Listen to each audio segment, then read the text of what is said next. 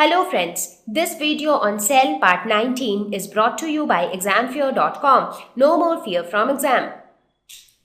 Now we will talk about another important cell organelle, that is plastids. These plastids are very exclusive to plant cells, so they are present only in plant cells and not in animal cells.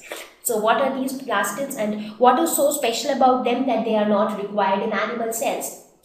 So these plastids are basically of two types, that is chromoplast and leucoplast. And now when we talk about each of these types of plastids, you will get to know that the green color in plants is due to these plastids. In fact, plants are able to perform photosynthesis, that is also because of one of these plastids. Now photosynthesis is something which is not carried out by animals, and so they do not have plastids, because that is one of the most important role of plastids. So they help in imparting color to different parts of the. So now we will discuss about the different types of plastids. First we will see where are plastids located in plant cells. So this is a plant cell, and where do we see the plastid? So this is where the plastids are located. So this green structure which you see here, this is the plastid. So here it says chloroplast. So chloroplast is a type of plastid. So just now we are going to talk about that. So let us see what are the different types of plastids. As I said, the first type is leucoplast. So these are colorless plastids, so they do not have any color of their own. So what do? They help in food storage like starch, oils, proteins. Now in plants, storage of food is very important because plants they perform photosynthesis. So they prepare a lot of food. Now that food needs to be stored somewhere so that they can be utilized by different plant parts. For that purpose, leucoplasts are used. Next is chromoplasts. Now they are colored plastids. So these are those plastids which are responsible for imparting specific color to different parts of the plant.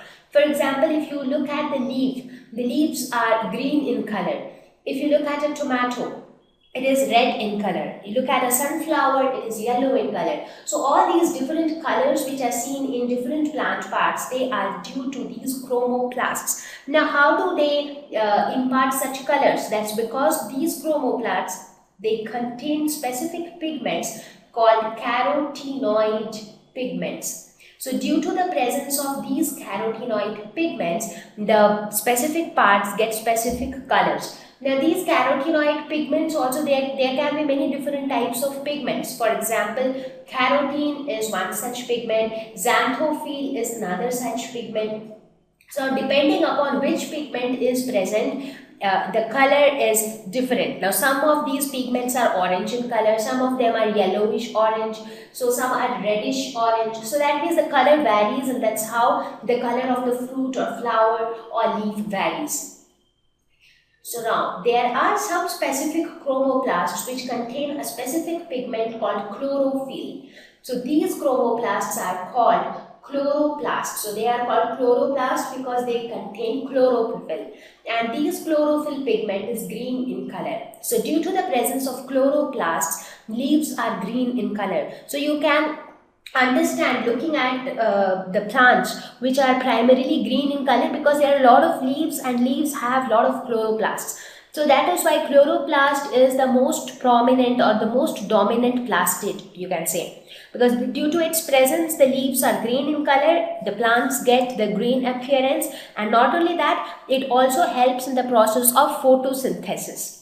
So as I said, these different colors are due to these different pigments. So green color is always due to chloroplast, the other colors are due to the carotenoid pigments like carotene, xanthophyll. Now what is the significance of chloroplast?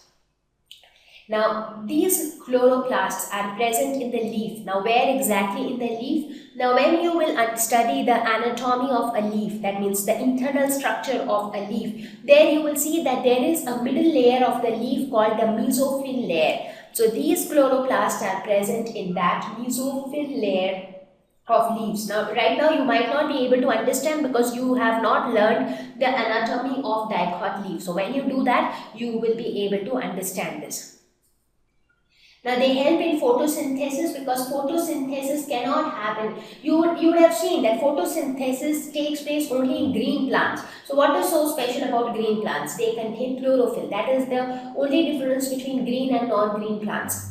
So these chlorophyll, they help in the process of photosynthesis, and we all know how important photosynthesis is. This is the process by which plants prepare their own food. So that's how plant generates food, and then this food is directly or indirectly consumed by all other forms of animals. So when we talk about the food chain, when we talk about ecosystem, where we see that one organism is eating another organism, so everybody is directly or indirectly dependent on plants for their food. For example, those who eat plants directly, for example cows, goats, they directly feed on plants, so that's how they get energy. Now cows, goats are in turn eaten by other animals like tigers and lions, so that's how they get their energy. So basically all living organisms, they derive their food, all animals derive their food from plants, and plants prepare food by photosynthesis. So photosynthesis is extremely important for the survival of all plants and animals, and chloroplasts help in the process of photosynthesis. So that is why chloroplasts are also called the kitchen of the cell. So kitchen is normally referred to the place where food is prepared. So in plants, the food is prepared in the leaves due to the presence of chlorophyll. That is why they are called kitchen of the cell. So quickly look at the significance of plastids. They help in photosynthesis. They also help in storage of plant food, as we saw in case of leucoplasts. They have their own DNA and ribosomes, so they can also create their own proteins. Now, as I said, in case of mitochondria also, this holds true. Now, if you have DNA, if you have ribosome, so ribosome is the site for protein synthesis. And DNA, from DNA, RNA will be created, from RNA, proteins will be synthesized. So basically, DNA and ribosomes are the raw materials, or are the substances which are required for protein synthesis. Thank you. Please visit www.examfear.com to watch more educational videos with a better experience. Please do not forget to like and subscribe to our YouTube channel for latest updates. Thank you once again.